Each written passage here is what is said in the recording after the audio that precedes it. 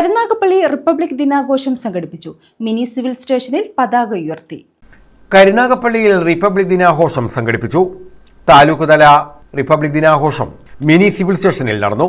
CR Mahesh MLA പതാക ഉയർത്തി republic ദിന സന്ദേശം നൽകി.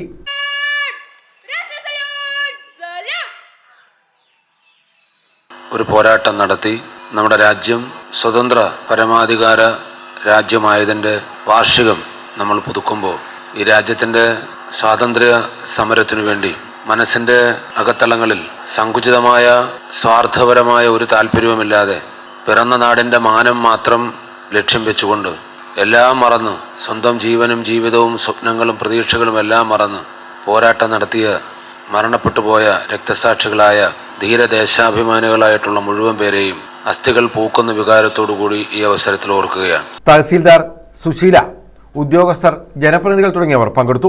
JRC, NCC, NSS വോളണ്ടിയർമാർ പരേഡ് നടത്തി.